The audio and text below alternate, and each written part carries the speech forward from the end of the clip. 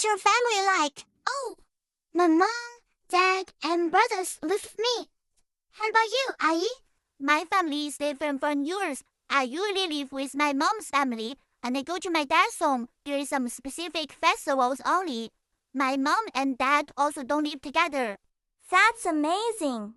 I haven't heard of that before. Where are you from, and what's that custom called? I'm from the Lugu Lake in Yunnan province, and this custom is called working marriage in our Mosuo community. Oh my god! Could you please tell us more about that? Of course. Actually, when most of people are living in a matrilineal society, men and women as a couple is called the actual relationship, and those couples don't live together, while their children are raised by mother's extended family. Wow! Then, which form of marriage do you think can maintain a more stable relationship between the couples? Working marriage or conventional marriage? Wow, that's a very difficult question. But maybe we can listen to a podcast we found before. Let's go! Hello, welcome to today's podcast. I'm the host Charlotte. Today, we invited 3 women from different backgrounds. They are Tiffany, who is a woman under conventional marriage system, Joma, who is a Mosuo woman living in their local community, and Jassy, a Mosuo woman now living in a big city. They are going to talk about the stability of working marriage and conventional marriage. Welcome! Thanks, Charlotte. Firstly, let's welcome our guests to talk about in which aspects they think working marriage is less stable than conventional marriage. I heard that the working marriage of your Mosuo people is really special. If the affection between the two parties fades, can they really break up that easily? Yeah, in the case of working marriage, if the affection between the two people fades and they don't want to be together anymore, they can end the relationship at any time and there's no need to go through complicated procedures. That's so casual. In our marriages, if you want to end a relationship, it's really a big hassle. Take the area where I'm from, Hong Kong, for example. When a couple decides to separate, they have to fill out a form first, then submit it to the family court, and then they can only wait anxiously for the result. The process is both complicated and time-consuming. Because of the constraints of legal procedures like these, we are very cautious when considering divorce and don't dare to make decisions lightly. What? We just need to leave directly. The dissolution of our relationship is quite free and easy. But how do you guys deal with the issues of property? You know, in our marriages, every penny earned by the couple after marriage is common property. Generally, the principle is to divide the common property equally. But if one party has committed faults, such as infidelity, domestic violence, the other party would definitely not agree, and will surely strive for a larger share of the property for themselves. If the two parties can't reach an agreement through private negotiation, they can only go to court. My goodness, it's so troublesome. In our place, the finances of both parties in a working marriage are independent. So when we're separating, there's no much need to consider the division of property. Really? What about children? In our marriage, the couple often has to fight tooth and nail for the custody of the children. It would take a lot of time for negotiation, and in some cases, even has to go to court for the judge to make a final decision. That is so different from us. Our children are generally raised by the matrilineal family. People like their grandmothers and uncles will take on the main responsibility of taking care of the children. So even if the man and the woman end their working marriage relationship, there won't be too many disputes over the issue of kids. That's real? It would appear that for Mosuo couples, the end of the marital tie occurs with an unexpected facility. By the way, I heard that you Mosuo couples live separately.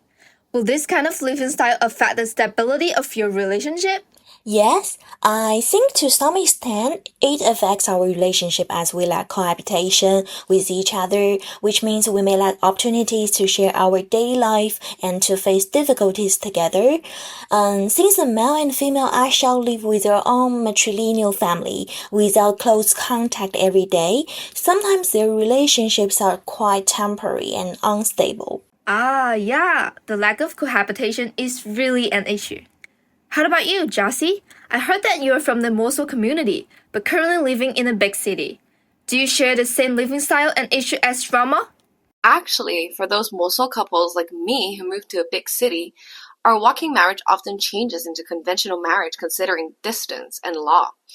For example, my maid spent most nights and days living and working with me and my family, but he will also spend a couple of nights each week in his maternal family, now headed by one of his sisters when we're back at Yunnan.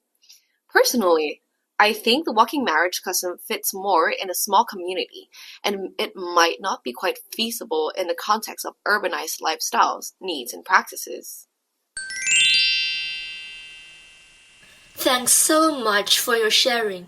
As Jassy just now talked about her life as a Mosul woman who moves to big cities and lives in a modern lifestyle, it reminds me of some materials I've read, and I feel that the working marriage system seems to be somewhat incompatible with modern society and is likely to make the relationships between men and women unstable.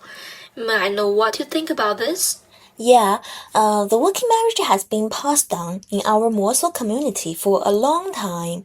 Although it's different from your monogamous system, when we are together, we treat each other sincerely. I truly understand that you have your own unique and time-honored traditions. However, in modern mainstream society, monogamy prevails. Under the working marriage system, the comparatively liberal attitude towards relationships might potentially be misconstrued by the outside world as promiscuous behavior. This situation makes it pressured on you and perhaps even pose challenges to your relationships. Yeah, this is indeed a problem. Sometimes when communicating with people from the outside, there are obvious conflicts of ideas. For example, I once got to chat with a tourist. After he learned about our working marriage, he always looked at me strangely and even questioned me, which made me feel really uncomfortable. Yeah, I feel this even more deeply after moving to a big city. When studying and working outside, I come into contact with modern marriage concepts. Everyone takes monogamy as granted, and the walking marriage system seems so out of place. Sometimes I don't even know how to explain it properly. There is another point I've been thinking about. Nowadays, society is showing greater acceptance and tolerance towards homosexuality. However, it appears that the working marriage system might not offer as many possibilities for same-sex relationships. I was just wondering if this could potentially be seen as an imbalance or unfairness for the homosexual individuals within the Mosuo community. We really haven't thought much about this aspect before. In our community, everyone seems to follow the conventional working marriage system between men and women. If homosexuality occurs, they may really face many difficulties. Yeah, in the city, I see my homosexual friends can freely choose their partners and openly disclose their sexual orientations. But when I go back to our community, if we follow the walking marriage system, they simply can't get along as naturally as heterosexual people. It's so oppressive. Also, with the development of tourism now, I've come across some information and I'm a bit curious. I heard that there might be a perception that in certain situations, to meet tourist expectations, some Mosul people engage in working marriages that perhaps seem more performative rather than stemming from genuine emotions. I was just wondering if you happen to know how the Mosul people maintain relationship stability in such circumstances. Yeah, there is indeed such a situation, and it's really infuriating. Those false performances have distorted our real working marriage culture. What tourists see is not our daily working marriage at all. In the big cities, every time I see these distorted reports on the internet, I feel pissed. Some media even greatly emphasize on how open we are, hence attracting tourists looking for temporary love affairs. Thus, to accommodate the needs of the tourist, some non-Mosuo people will also claim to be part of us and even act recklessly. Moreover, now the Mosuo people are gradually moving towards an urbanized lifestyle. For example, you went to a big city to study and live, and your lifestyle has changed. May I ask whether the traditional working marriage system can still be adapted? It seems that there are so many contradictions. It's really difficult to adapt. I need to integrate into the modern marriage concepts in the city. But there is pressure of walking marriage tradition when I go back to our community. It feels like it's getting more and more difficult to maintain the walking marriage. Alright, we've heard much about the instability of the Mosuo working marriage system, but let's flip the script. Anthropologists argue this model might actually be more resilient than conventional marriage. Here's why. Wait, hold on. Resilient? Most people associate marriage stability with legal bonds or shared mortgages. Exactly. There's a kind of bias. For the Mosuo, stability comes from extended family interdependence. Partners stay in their matrilineal households, cooperate in daily farming, childcare, and festivals. When the father's mother dies, he is welcomed into his children's home. It's not just two people, it's two extended families invested in a relationship. And such a close relationship between the two extended families was called 彼子则黑 relationship. It's like a corporate merger, but for families. That's true. Sociologist Yan Yunxiang calls this kinship capitalism. Shared labor and resources create mutual stakes. Breakups disrupts entire networks, so there is social pressure to resolve conflicts quietly. But without marriage certificates or vows, wouldn't people just drift apart? Here's the kicker. Love isn't institutionalized. Partners engage voluntarily, no economic strings, no infidelity because there is no ownership. Anthropologist Tammy Blumenfeld knows this prevents resentment. You leave when love fades, and there is no messy divorce. But kids, separation gotta hurt them, right? Not in this system. Children are raised by the matrilineal clan, not just parents. Even if partners split, uncles, aunts, and grandparents provide continuity. Psychologists call this distributed parenting. It buffers kids from instability. It can be said that working marriages are stable because they're not marriages. Household affairs won't disturb a couple's relationships, and the instability of sexual attraction won't affect the stability of matrilineal families. How mind-blowing it is! By separating romance from economics and kinship, the Mosuo avoid what Dr. Helen Fisher calls the divorce traps of modern marriage. It's not perfect, but it's a 1,000-year-old experiment we're still learning from. By the way, I also wonder, who's the person in charge in your homes? To be fair, my mother is the head of the household. Me too. Yet, she seems to always be on top of everything, so organized and neat to the point that she delicately calculates the day to do laundry before one of us runs out of suits to wear. I recently read a passage called Research Links Gender Roles to Health Risks Among Mosuo Women. This report by Binghamton University compares the lifestyle in patriarchal and matrilineal groups of Mosuo. Oh, so even if Mosuo, they separate into patriarchal and matrilineal style families? Yeah, the research points out that in matrilineal societies, women place the higher priority on purchasing high-quality food for their household in order to provide better nutrition for women and girls. What about men? Do men experience something very different in these two societies? Now, time for a $1 million question. Tiffany, do you think they have a slight, moderate, heavy difference, or would no difference be observed at all? I would like to call the host for help. I'm guessing moderate? Not really. Men didn't see much differences in terms of health issues. To be honest, the women in the patriarchal side experience way more issues. Women experience societal pressures due to societal reasons, such as being apart from their families, which leads to potential chronic disease. Oh my god, that sounds so horrifying. I guess women having more say is one of the key factors of longevity of relationships. They pay attention to everyone in the family. Here's another question. Has the people in Mosuo given conventional marriage a shot though? Surely, conventional marriage is not all bad. It has its own competitive edge over working marriage, right? Not exactly. Remember how the Chinese government implemented the one husband, one wife policy? The Mosul people are also affected by this policy. Yeah, I do remember. The government wanted to liberate them from the primitive practices. That's right.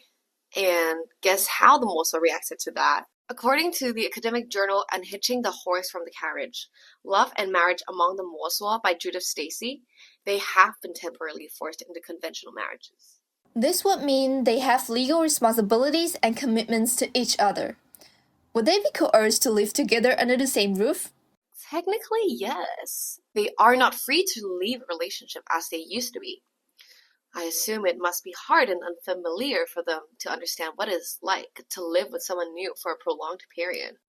I guess they would not be used to entering a relationship mixed with responsibilities, financial considerations, as well as love and romance. So, I assume they are not particularly happy with the idea of conventional marriage. In fact, Jiama Dashu, one of the interviewees, stated that she only managed to live with her husband's family in the forced marriage for around 90 days. Another interviewee, Ai, said that she heard many forced marriages quickly fell apart. It's quite hard to alter traditions in such a short period of time. And that's not the end of the story. It escalates beyond so. Some of the couples encountered domestic disharmony and even violence. But could it be possible that this only happened because of them having a special culture? It isn't always as bad when it comes to us, typical people in conventional marriage. Perhaps you can say so, but doesn't it say something about the two marriage systems? It is more than matrilineal via its patriarchal argument. That is too surface.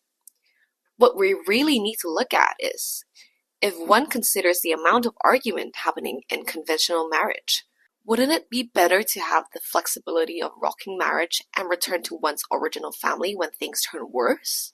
I guess that it is true. Only when someone has experienced both systems can decide which one is better, and surely the Mosul people are telling us their pick is working marriage. The working marriage system sounds somewhat feasible for young women like us under this system. Alright. Thank you for your sharings today. Wow! I never thought marriage could be this complicated. Both systems have their own advantages and drawbacks, right? And the podcast comprehensively discussed the stability of both forms of marriages through many different aspects. I've learned so much from it. Totally. I used to think stability means legal papers and living together forever. But hearing how the extended Mosuo families support kids, I think that's a different kind of stable. And I always assumed conventional marriage was rigid, but now it seems that it has its own advantages, especially in the urban context. Maybe neither is perfect, but both try to protect people in their own ways. Exactly. It's not about better or worse. It's like culture shapes what love even means. My mom says marriage is a contract, but your grandma probably calls it a choice. Choices and contracts. That's quite inspiring. But seriously, modern society is so diverse now. Why can't we borrow the best of both? Like, keep legal rights, but ditch the stigma if things end. Yes, imagine couples choosing to live apart but still co-parenting. And those Mosuo families moving to big cities are choosing a new lifestyle, which may integrate with conventional marriage to some extent. Maybe future marriages will be remixed. Remixing traditions and ditching judgment. And fewer people trapped in rigid relationships. That would be so ideal. I hope that girls in the future have the freedom to opt for whatever they find to be suitable and have the flexibility to chime into other systems as they wish. And all in all, we should be thankful to moms, yours, my, matrilineal or not, who keep us all alive.